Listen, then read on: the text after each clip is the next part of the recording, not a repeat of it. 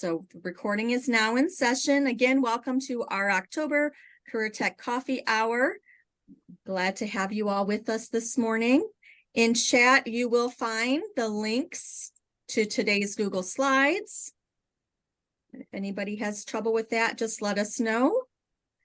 We do have a slight change in today's session. Originally, we were supposed to have Andrea Smith with us, and she had an unexpected commitment.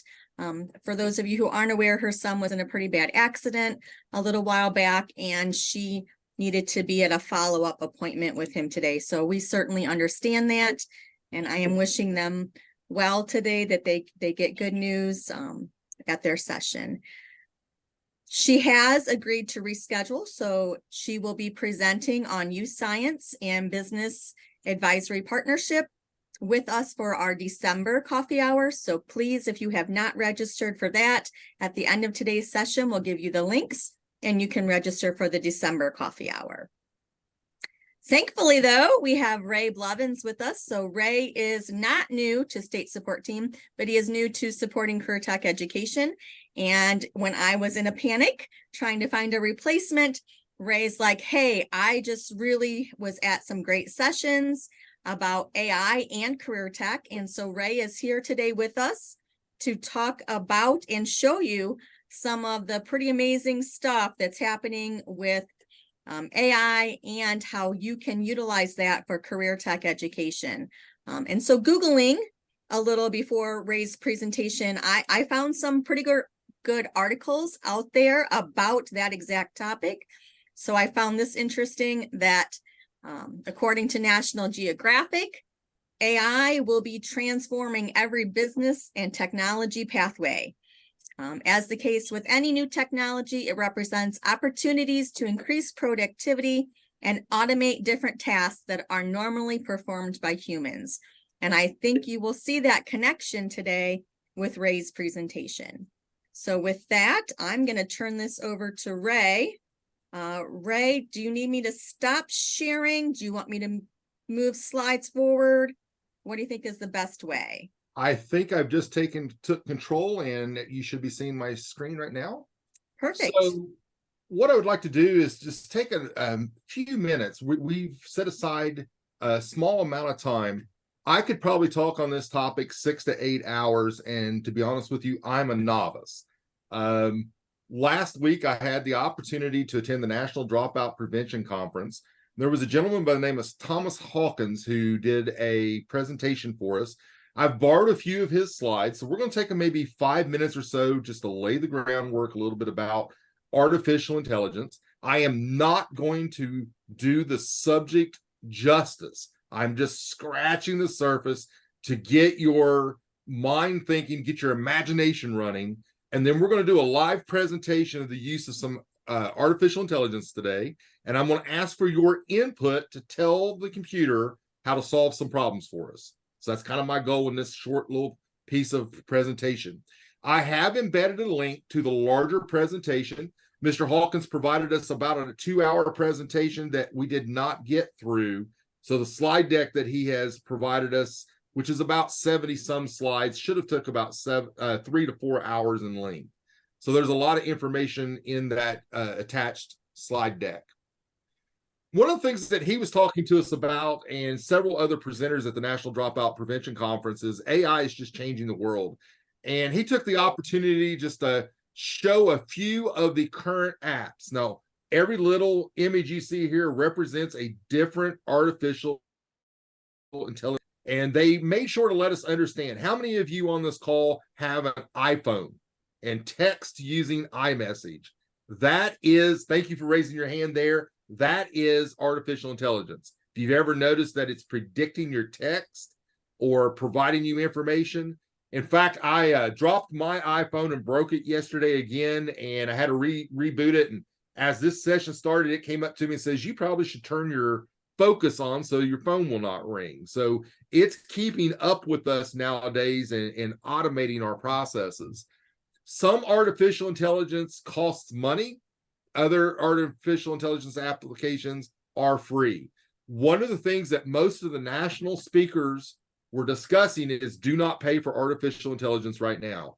It is moving so fast that by the time a piece of artificial intelligence application comes out, it's already outdated. There's already something there to replace it. One of the presentations I last week dealt with the state of Kentucky now has artificial intelligence that's examining every student in the state to determine if they're at risk of not graduating. They now have a graduation score between 50 and 150 that's looking at everything from family makeup, if the parents been incarcerated, if they've been incarcerated, if they're receiving public assistance, how often they've moved, if they're an English language second learner. It all goes into a matrix, and that is what's driving interventions or to driving them towards certain services like career technical education. So there's a lot going on with artificial intelligence. So one of the huge aspects about the conversation today in education on artificial intelligence is about the ethics. And I'm going to show you a little ethical issues that we're going to face today. So I can almost guarantee you that some of your students right now are butting up against the ethics every day that you send home work to your students. And maybe even some of your teachers might be butting up against this ethics. And again, we'll talk about that in just a second, a little bit more. One of the biggest push that I took from the conversations on artificial intelligence and where we're driving the workforce in our country and the needs of students who may be at risk of not graduating. And remember, career technical education is the #1 intervention for dropout prevention. So that's where this is tying back to. So when you go to the National Dropout Prevention Conference, a big portion of that is how is career tech playing into that, because students who are involved in career technical education are less likely to drop out of school. So one of the big pushes as we're talking about artificial intelligence and the skills that students need to engage in the workforce is what it means to be this digital citizen. So it's not just that we know how to access technology, can we do it in such a way that it is ethical? Some of the conversations was about the number of students who are engaging in illegal activity with artificial intelligence right now. I can tell you that I personally decided to go out there, and I was sharing this with Lisa. I told the artificial intelligence to do a background check on me, and it found everything from all the cars I've owned in the last 10 years, everywhere I've lived, who I was married to, my children, where I went to school, what degrees. It gave me a laundry list of everything about me that was available out there. And it's more about how you ask the artificial intelligence than anything. So I want you to start thinking about the concept of these examples that I'm giving you today, because I want to show you where some of our career technical pathways are going to dramatically change over the next couple of years. And so it's not going to be so much necessarily the skill or the knowledge of the career pathway, but more rather, how do we engage in critical thinking about the career pathway? And so we're going to have a little bit more conversation about that in my next couple examples. So the one thing I do want to point out is a lot of students right now are getting around the artificial intelligence detectors. So we all heard when ChatGPT came out that we were able to go out and tell ChatGPT to write us a paper. And the artificial intelligence does that by something called exaggerations. So though it writes us a paper, it may not be that accurate. As more artificial intelligence applications are coming online, the more accurate their exaggerations are becoming. Now you can take say ChatGPT, write me a 10-page essay on the Revolutionary War, and then take the result from that over to a software called Claude and say, rewrite this so that it is not detectable by an artificial intelligence detector. And it will rewrite it so that it cannot be detected by any artificial intelligence detector. So if we're thinking that our software is going to catch the cheating, that's not necessarily the case. So let's actually talk a little bit. What does this mean for the classroom? So in our classroom instruction, we may not be able to depend on the work that we're getting back from students necessarily, that it's their work. And I'm going to give you an example of that here in a second. So we may need to be thinking more about flipped classrooms, where we're having students generate a product in front of us, but they're covering basic information outside of the classrooms. We may actually have students write an essay and then have it rewritten by artificial intelligence, and then have them summarize what did they notice the difference between their original writing and the one that was corrected by artificial intelligence. So artificial intelligence can be beneficial to us to assist our learning process. It's not something that we have to totally ban. It requires us an education to be thinking about how we're using it. That's another example, that top right-hand corner, paper first drafts, then an artificial digital draft second.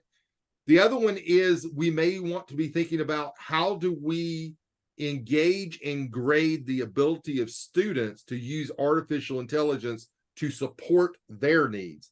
Think about a student with a disability that's having problems with writing, or let's say that the child has a reading deficit, and so we need to lower the lexile for our text. We can simply take the text, put it into the artificial intelligence and say, rewrite this at the following lexile. And it will then rewrite your text for you so that it's readable for students. So again, it's going to be about how do we as educators engage and use artificial intelligence. And like I said, when I first started this presentation, I'm just scratching the surface of this topic. We could talk about this for hours and do demonstrations. The larger presentation that I've linked will give more details and more examples for you. What I wanted to do is to spend a little bit of time playing with something called Claude. Claude's kind of the more advanced free artificial intelligence that's out there today. I also want to play with a software called Gamma. So I'm going to introduce those a little bit to you. I'm just going to take a couple of minutes, and then we're going to create some presentations about topics that we may have no knowledge of. I just want to show you how easy this is. So I've embedded into the presentation both Gamma and Claude. So I'm just going to drop out of our presentation today a little bit. And Gamma is an artificial intelligence that will write documents for you, posters for you, or PowerPoint presentations for you. And it's pretty simple. I was playing around with this the other day. And so what I've done is I decided to create a PowerPoint presentation, and I'm just going to play this video for you. I went into Gamma, selected create something. I hit presentation, and I told it, let's write something on writing transition plans for Ohio IEPs. So I clicked it. You see it thinking there. All of a sudden it pops up and it gives me all this nice little content. It put all the content for me. I'm thinking, wow, I do this presentation quite often. This would be great content. Now we're at about 28 seconds, and I had not really used Gamma that much. So I wanted to see what kind of backgrounds. Do they have these cool backgrounds I can pick from? And so anything here I could have picked as a theme. So I've wasted about 30 seconds picking a theme. I pick the theme.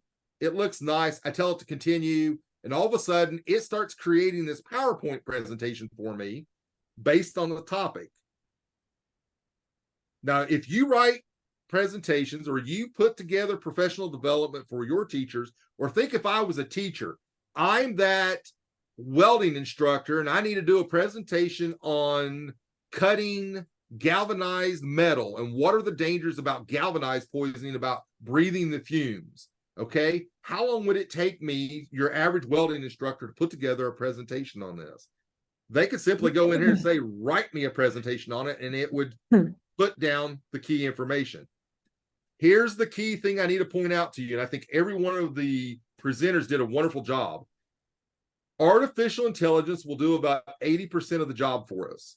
The other 20% requires us, with our expertise, to go back in and look at the content to make sure that it fits our students and fits what we're trying to teach. So be thinking to yourself, could I take a competency that I'm trying to cover in my course and put it in there and say, write a PowerPoint presentation on that competency? Could I take a question that's been published from a web exam, put the question in there and say, write a presentation on this? How could I use this to reinforce instruction for my students? Now, Lisa's going to talk here in a few minutes about universal design of learning. Think about this. If I wrote a prompt that says, I want you to write on the following competency and write me a lesson plan on the following competency, but incorporate universal design of learning strategies for the following needs, it would write you a lesson plan that meets all of your needs for you. Well, what if I don't want to do a presentation? I just want to write content. Well, there's something out there called Claude. Claude is something that you just simply ask it questions and it'll answer. So, for example, I wanted to know what are the top 20 ways AI currently used to support children with disabilities in career technical education. And it simply generated these top 20. And it's not like it takes a long period of time. Just to demonstrate this, I'm going to do it live. You'll see it think, and then it goes. So it's not like this is a time-consuming concept. Sarah Jameson, I see you're on here. Would you mind? You're laughing at me now. Would you unmute yourself and pick a topic for me? Let's learn something. Pick a common topic that you might face at your career center. Would you like to know something about co-teaching in career technical education? Yes. Embedding SDI in the lab setting. Okay. What are the research? Let's even change it because it's more about how you write it. I want to know what are the evidence-based strategies to embed specially designed instruction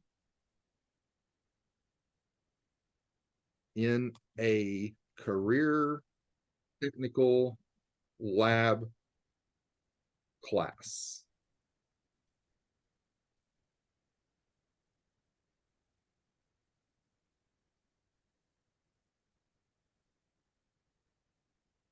Now notice I did not use any type of acronyms. That's one of the things that I've learned about when you're writing a prompt. Do not use acronyms.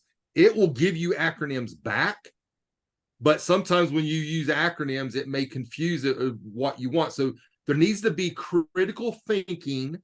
Notice that when I wrote my prompt, instead of saying research-based, I want evidence-based. So I have to use critical thinking.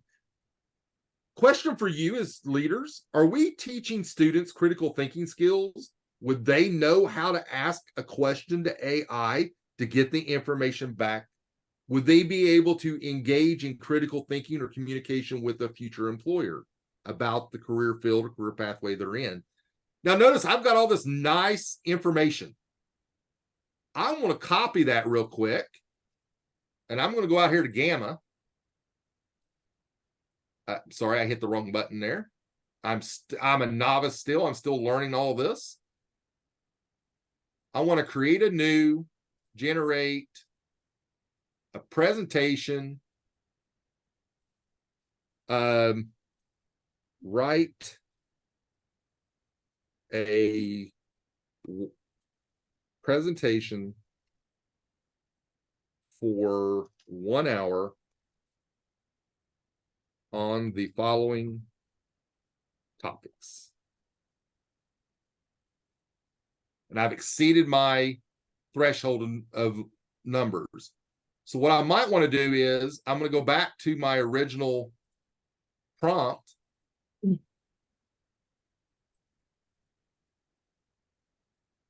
Sorry, I sat here at the bottom.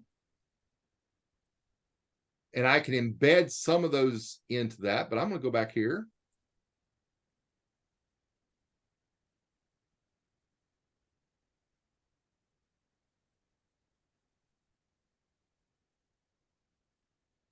Notice that it's starting to give me similar information that was there before. I want a dark theme this time. I'm going to stay with that theme.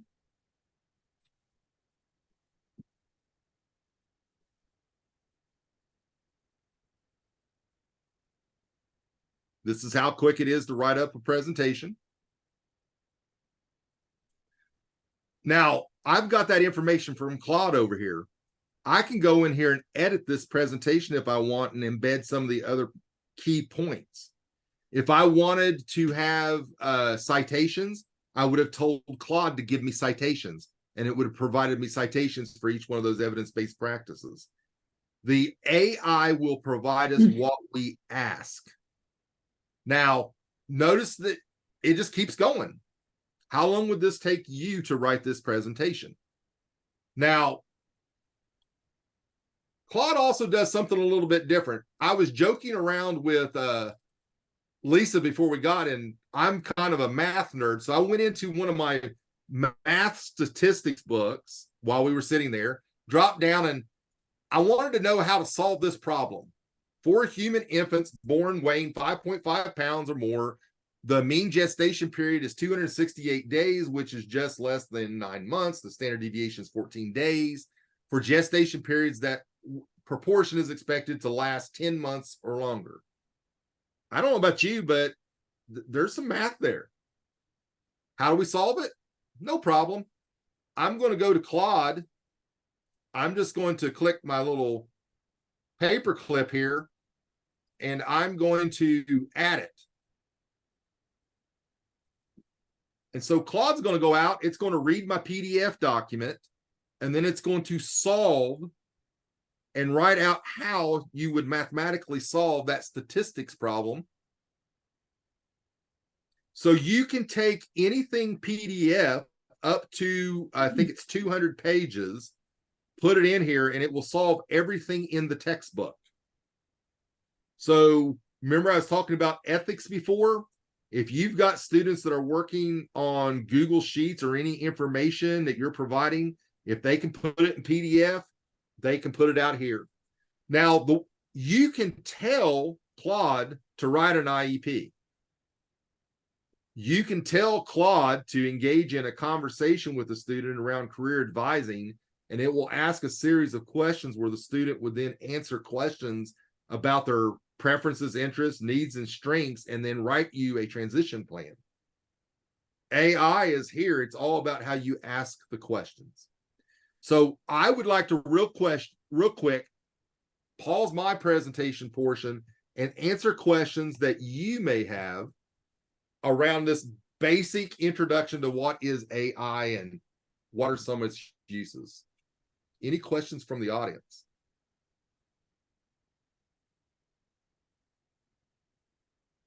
I have a quick question, if I may. Hi, I'm Angela Cassidy. I'm from Toledo Public Schools. Can you tell AI to possibly collect, like create a survey and analyze the data? Not only that, ma'am, is there are a couple AIs that are specifically for that. So not only would you tell it you're going to write a survey, you tell it what topic you want, and then the information about the demographics of your intended audience. So are you trying to write a survey for single parents who live on the west side of Toledo, Ohio, on the topic of busing? And so you can be that specific, and AI will go out and read what is published demographic information because you identified west side of Toledo. It will look for demographic information for the west side of Toledo. And then it's going to look at what is the public evidence based around surveys on single parents. It's how you ask is what it will generate. So sometimes what I'm having problems as a novice is there is so much AI out there, is which AI application is best. And then I'm also not wanting to put a lot of money into it right now. So I'm looking for free AI. So I have found that if I go to Claude, I can ask Claude to find the AI for me. So I'm using AI to evaluate AI and tell me which ones to go to. So I'm starting to use it that way as well. The presentation that I linked actually talks to you about how you can, there's AI out there that you can copy the writing standards for your 9th grade class. They used 4th grade in the presentation, but they said, here are the 4th grade writing standards for Texas. I want them to write an essay on the following. And so you give the students a link, they go out and write the writing prompt.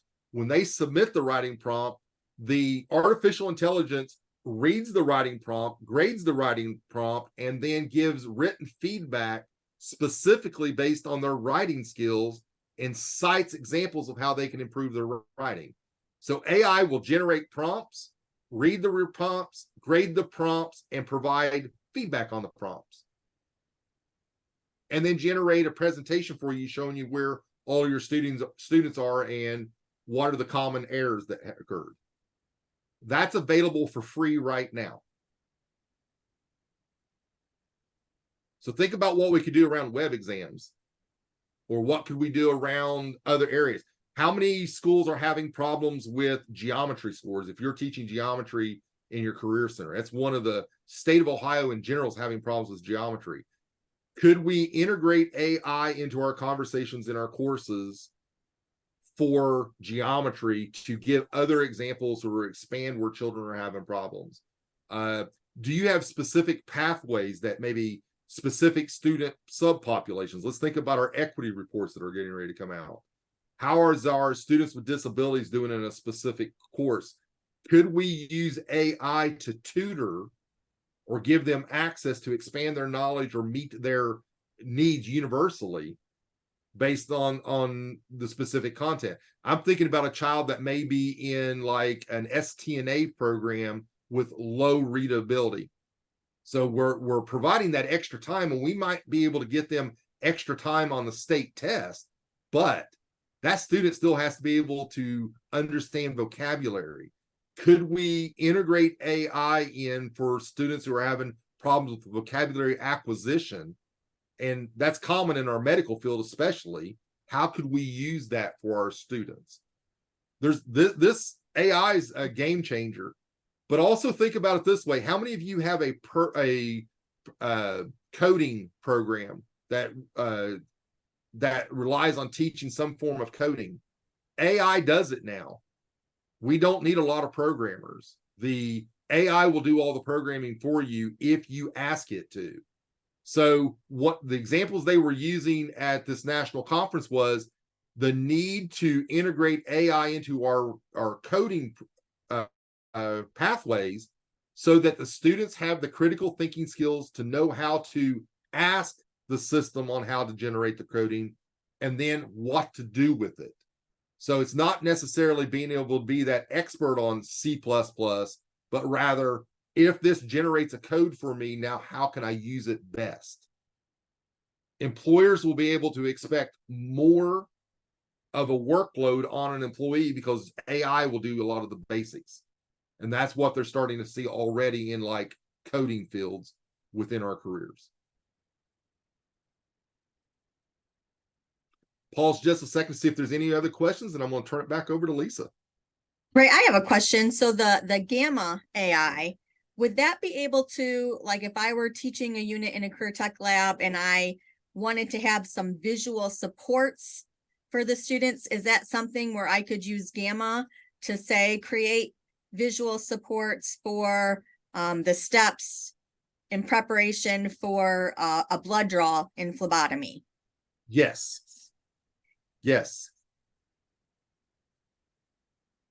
Or even better, we teach the students how to ask Gamma to generate a step-by-step presentation for something that they're having problems doing.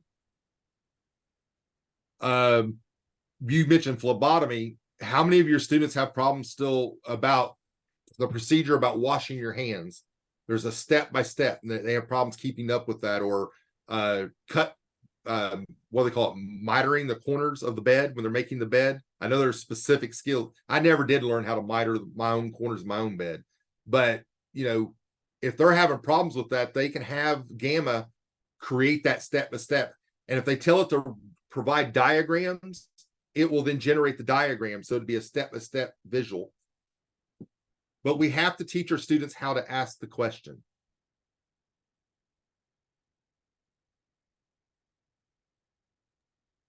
All right, well, thank you, Ray. This was fascinating. Definitely take a little bit of time in the next week and play around with one of these tools that he has shared with you. Get comfortable with it so that you can share it with your teaching staff. I think the future is here, folks. And so we need to embrace this technology and figure out how we can best utilize it. Thank you so much, Ray.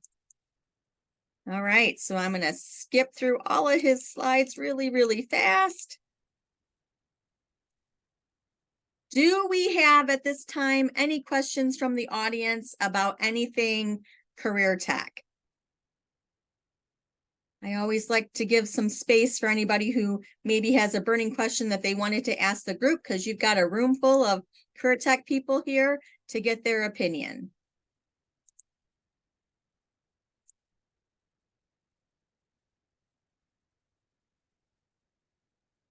All right, well, hearing none or seeing none in chat, I'm going to share some new finds that I discovered since our last meeting. And the first one can be something for us to really think about, especially those of you who are at career centers. So the operating standards were recently updated and put on the department's website, and there are some changes to some of the definitions and caseloads. If you are at a career center and you have VOCs, the term VOC has been taken out of the operating standards.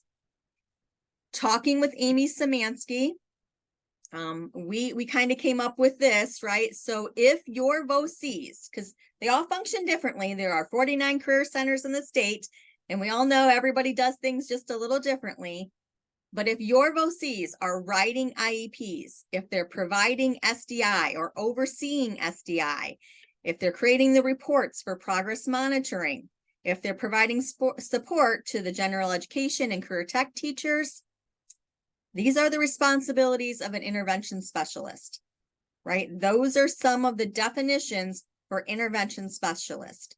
So if your VOCs are functioning in this capacity, they are functioning as an intervention specialist. And then in another section of the operating standards, it says, okay, well, caseload for intervention specialist can be up to 24. Okay, so when I say up to, I say that because there may be students with more intensive needs. And so maybe that number shouldn't be 24. Maybe it needs to be lower, right? So I can't give you specific advice on what it should be. I do encourage you to think about what is the role of your VOCs. How can you best meet the criteria that's now been put into the operating standards? What should your caseloads look like based on the students you have in your building? And if you have questions, I would really encourage you to reach out to your school lawyers and find the best solution for you. Because I do know for most of the career techs in the state of Ohio, this is going to be a change. And so just keep in mind, you know, this is law now. However, you know, be working toward finding the right solution for your school. But what I do think is some good news is that we did get a little bit of guidance from the department. I should have changed this since when I first created it. We are no longer the Ohio Department of Education. But SDI, the career tech instructor, can assist in the delivery of SDI, but the SDI must be overseen by the intervention specialist. So it's kind of like that co-plan to co-serve situation, right? The SDI section of the IEP would indicate that special education teacher is the responsible party because they're still overseeing what's happening with whoever is helping with that SDI. And supports for personnel in that section The career tech teacher will collaborate with and support the intervention specialist in assisting with the delivery of specially designed instruction. So I think that's some good news for us, right? Is that SDI can also be provided by a gen ed teacher, a career tech teacher, with the partnership of your intervention specialist. Make sure that you're documenting how that will work for each student. But that was really some good news that I wanted to share with you.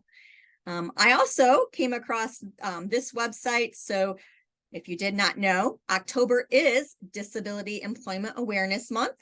And I think that maybe that's something that Career Tech could promote a little bit more in the future. So think about that for next October. We want all of our students working, right? Any student who goes through our doors in Career Tech education, our goal is that they end up employed or enrolled, enlisted, employed, right? One of those E's. And so there are a ton of resources here for you at this website.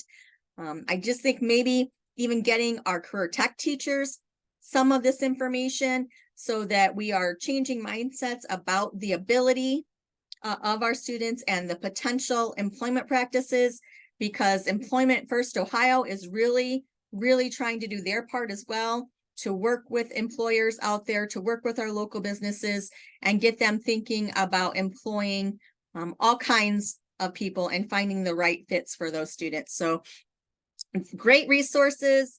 One of the things that I liked on here was a disability trailblazers. And so they're spotlighting some people who you may not have known were people who had disabilities, and they are famous. They're well known. They've done great things. And so just to get our staff or even our students, I know Sarah and I have talked about before, just the mindset of the students. They come in kind of with a defeatist attitude because they think they're a kid with disabilities, so they're never going to be able to. And that's not true, right? And so showing even our students, hey, these people are people with disabilities and look how fantastic they have done in life. You can too. So again, here's this link for you. There's all kinds of little videos. Each of these tabs will take you to a video about disabilities. Just some great information to consider sharing. If you have advisory meetings coming up, this might be a great place to maybe engage in some of those conversations.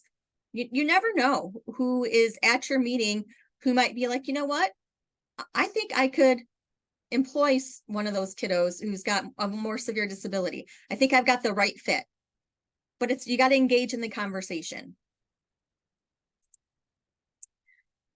And I also wanted to share with you, so I've just been looking at a couple of websites, and I've blocked out any defining names of these websites of our career techs.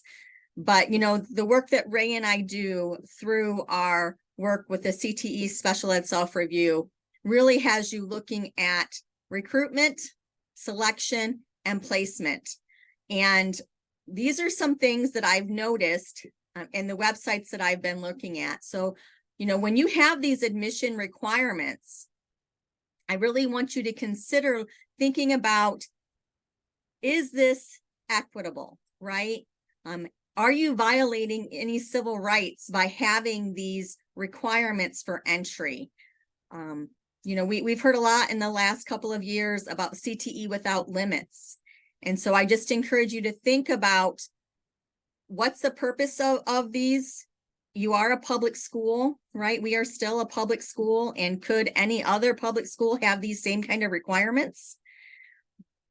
It's just really something for you to think about and consider based on what we've been hearing from the department, from National ACTE, about making sure that we are career tech without boundaries, right? Career tech without limits. And I know, right, having been in career centers for many, many years, this is scary for us when we think about these kids come in credit deficient.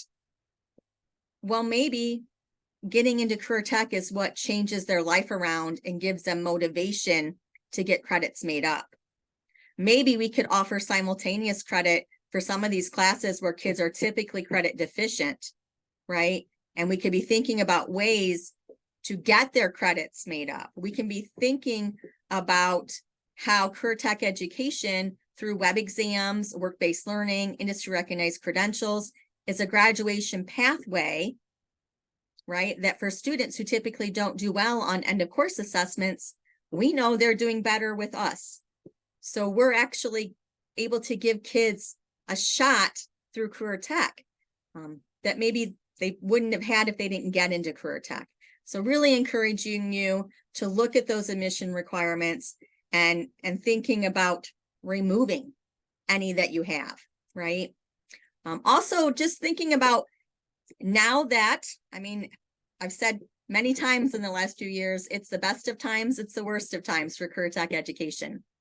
We have never gotten as much promotion from our community, from our politicians, be that positive talk, be that financial commitments, as we do now. And so we have a more informed public. And so when your parents right now, because it's recruitment season and you're going to have sophomores in your buildings and they're going to go home and talk to their parents, and those parents are going to go to your websites, are your websites up to date? Do they have the current and accurate information about your program? When they look at one of your programs, are they seeing entry requirements, right? Are they seeing industry recognized credentials that align and seem high enough level for the program that you're looking at, right? So really be looking at those web pages, those program pages, not from maybe your perspective, but from a parent perspective who's looking at, is this a good fit for my student? Are they holding high standards for my child? Are they going to gain an industry recognized credential that is usable in that industry? Parents know now, right? More people, because of the career advising policy, because of all the talk in the media about career education, they are more informed. So just having you to think about taking a look at what's there for parents and making sure that we're giving them accurate and up-to-date information. Another thing I came across recently, I know some of you in my past coffee hours have heard me talk about Kevin Fleming. So he is running his own PD this year called Catapult. And he was very generous and gifted that PD series to some of us here in Ohio. I feel myself very blessed to be one of them. And one of his speakers, a man by the name of Sylvester Chisholm, I hope that I said his last name correctly.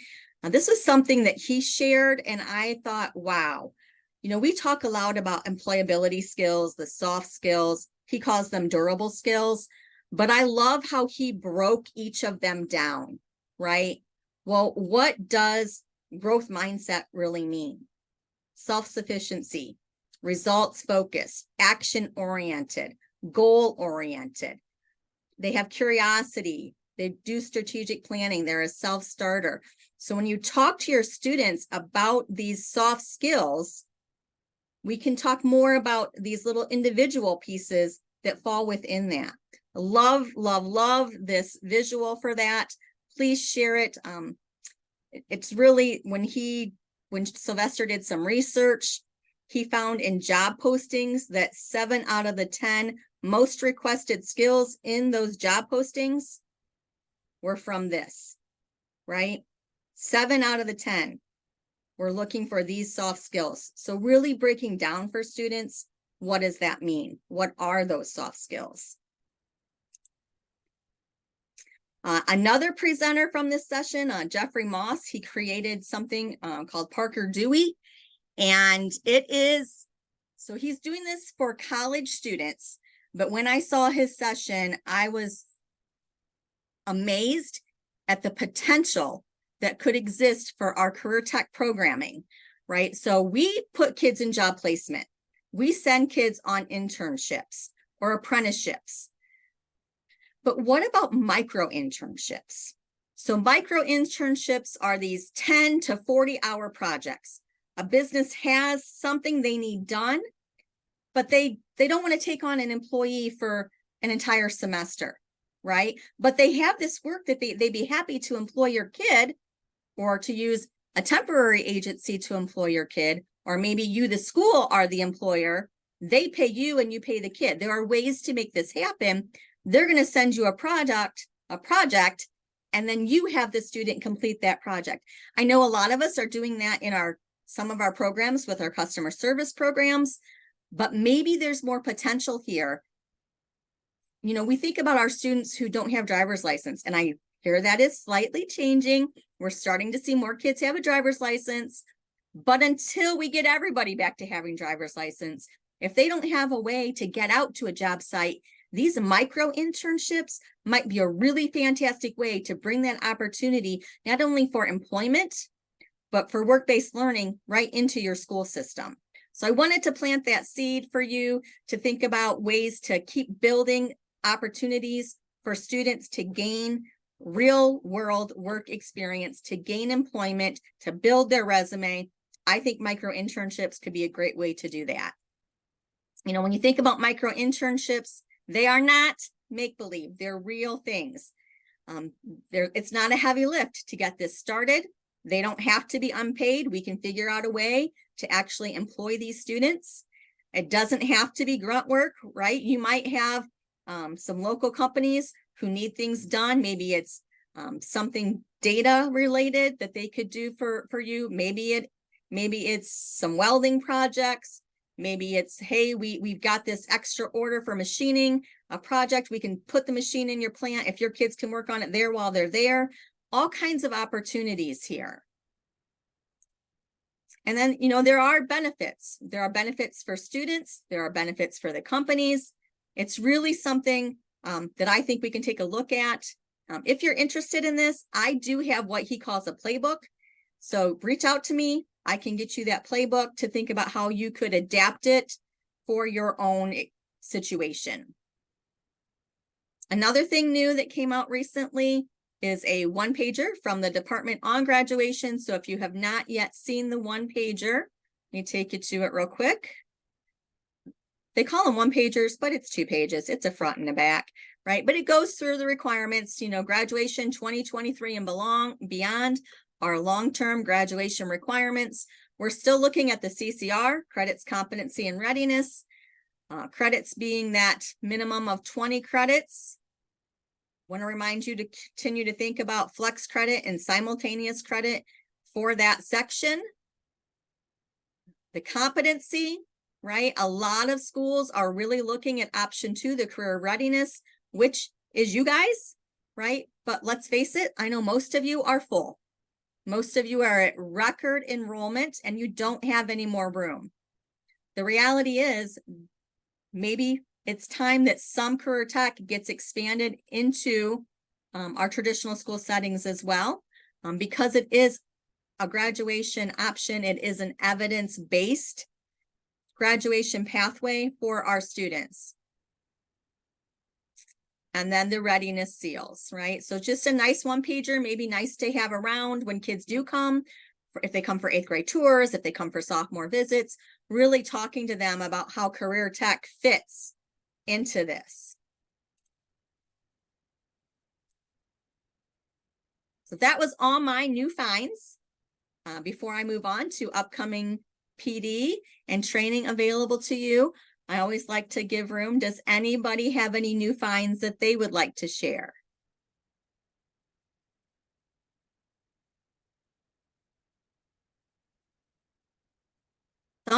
Someday someone is going to share. All right, well then just to let you know, there are some meetings coming up that you may be interested in attending. We do have the Special Ed Leaders statewide meeting coming up on November 8th. That is a virtual Zoom from 9 to 11. They'll be talking about the graduation decision-making tool. We also will talk a little bit about each child on track and how career tech education connects to that work. And we'll be sharing some promising practice for reflecting on your recruitment practices. So we'll kind of step you through all of that. Please, if you have not registered in this presentation, there is a live link here to register for that. Make sure that you register. Again, that's November 8th. It is virtual from 9 to 11. I am going to run an in-person Special Ed Leaders Network session that will be from 9 to noon at 4 County Career Center. I heard from some of you, I did a survey when school first started. that you really miss meeting in person with other in person with other people who kind of share your same kind of job responsibilities. I think especially with the changes to the operating standards, it might be good to sit down and do some brainstorming with your colleagues as to how you can make adjustments, or if you need to make adjustments. Definitely, if you have suggestions for topics for that day, please send them to me as well. Again, that one's in person. It's at Fort County Career Center in Archbold, Ohio. They have generously donated some space for us that day, and you should use this link here at the bottom to register for that session. That is December 13th. And as Ray said earlier, I am running a CTE and UDL, Universal Design for Learning. The reason that I'm running this is when I looked at your 2022, all of the career techs that I serve, I looked at your Equity Lab data, and this is what I was able to pull from that, right? We have 0% of the CTPDs in Region 1 who have students with disabilities achieving at proficient, right? 80% proficient or higher. 0% in Region 1 on technical skill attainment are achieving at 80% proficient or higher. We have some that are pretty close. We have some that are way below that.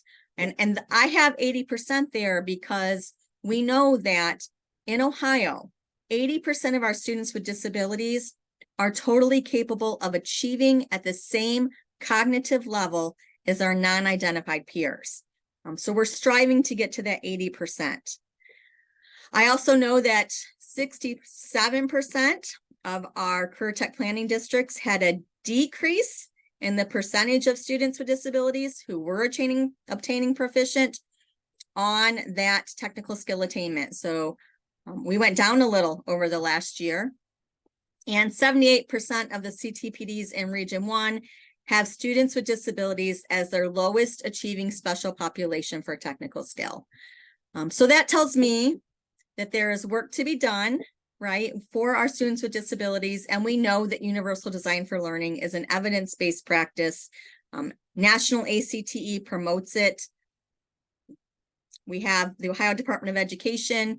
They sent out the memo earlier this year, letting you know that you can work with your SSTs to help with that technical skill attainment.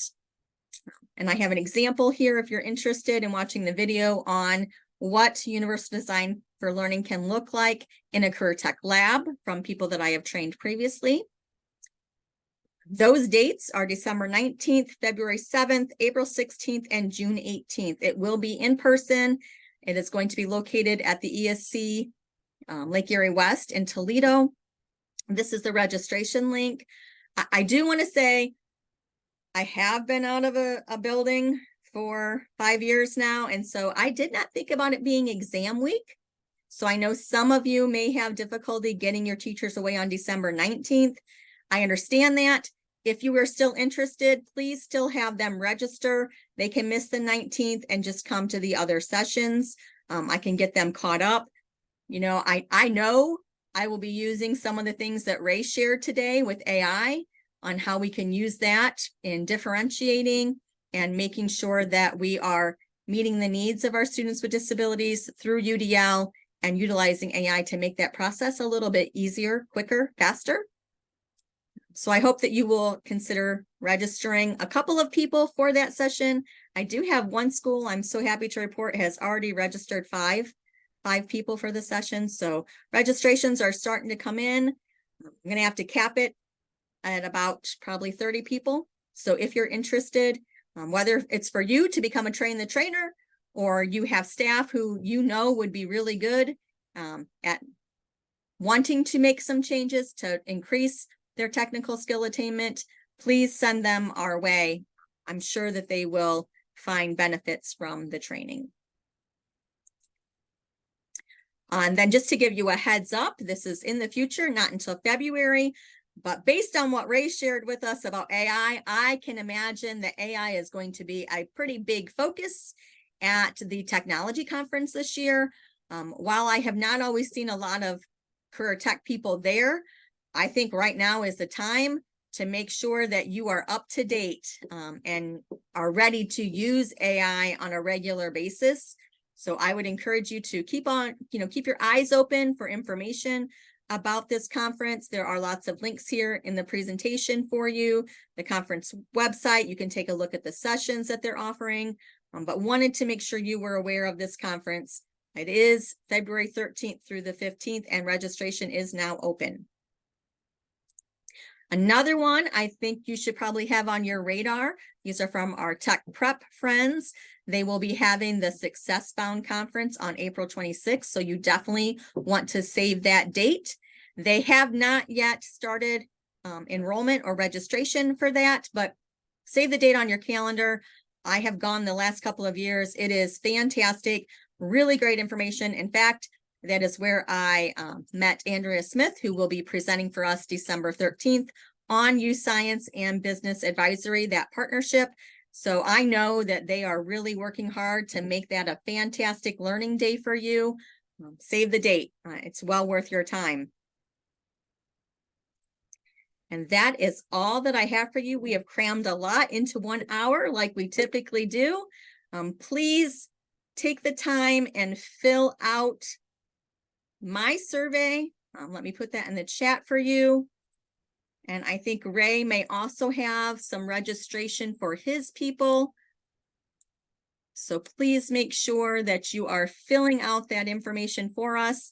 We are grant funded, and we have to report back on the work that we do and the results that we get. So your feedback is essential for us. We also do use that feedback to make changes that you might suggest. So certainly give us your honest opinion. We are always striving to meet your needs because we are here to support you. And if you are from Region 6, I've also put a sign-in sheet in the chat box there, if you wouldn't mind filling that in. If you're not from Region 6 and you put your name on there, that's fine. I'll just copy it and also give it over to Lisa. So feel free to fill that out as well. Thank you. Thank you so much for attending our coffee hour today, Ray. Again, fantastic presentation on AI. It's incredible, the stuff that can happen now and how fast it happens. So thank you for sharing that with us. Have a great day, everyone.